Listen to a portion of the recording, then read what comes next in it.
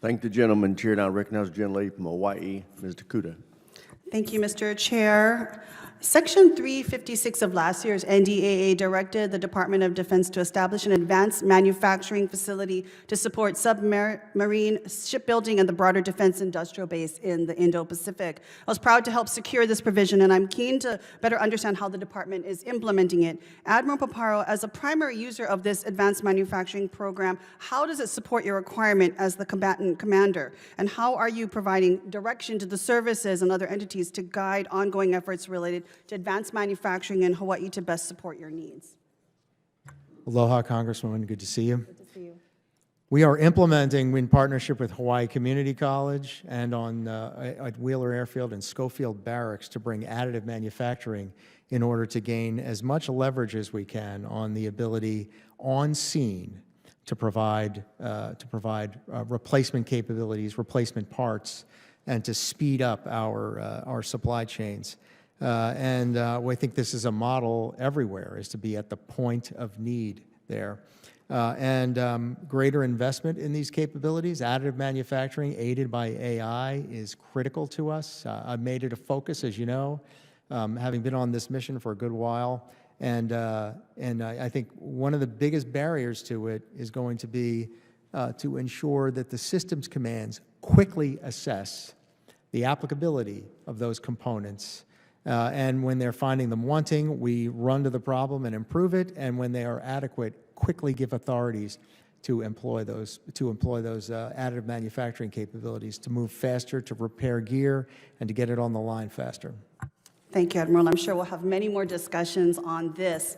Right now, if I can pivot slightly a bit, Admiral, is it helpful to your work in the Indo-Pacific when our European allies support our deterrence in the Pacific, such as when Germany and France conducted Taiwan Strait transits last fall? It is, and I commend our European partners for having been especially robust in 2024. Thank you. And Mr. No, going back to the discussions about whether America First means America alone, Mr. No, does this administration agree that our European and NATO allies have an important role to play in the Indo-Pacific? Congresswoman, the department does believe they have a role. Is it an important role that they play, given that China is our pacing threat? It's an important role. However, the Secretary has asked our European partners to first and foremost prioritize European continental security, to do more for their own backyard, first and foremost. But we will so you see it in a bit of a siloed effect in terms of stick to your region. Admiral Paparo, do you think China is watching our commitment in Ukraine? Do you believe China is engaging in the European theater, not sticking to their own region? I believe just recently Ukraine captured 2 men of Chinese origin fighting for Russia.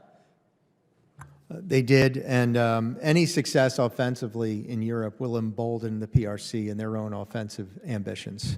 Clearly, we can't disentangle the theaters like perhaps some in the administration might think we can, and I would hope that the administration's comments and actions going forward would reflect the global impacts that what happens in Ukraine does matter in terms of our ability to safeguard the Indo-Pacific and provide stability there.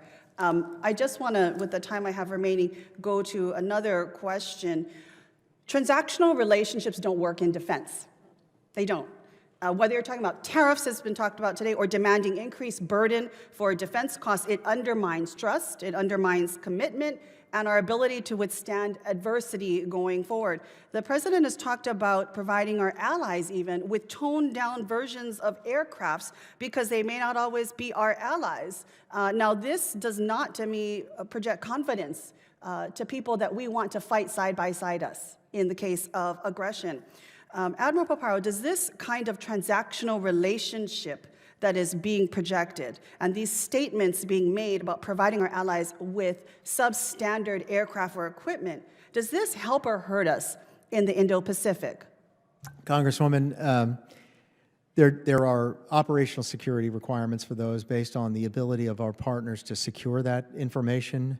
We do our very best to get But do you feel, in the time I've remaining, that transactional relationships are a good foundation for defense partners in any region, especially the Indo-Pacific? You know my commitment to authentic relationships with our allies and partners. Thank you very much. Mr. Chair, I yield back.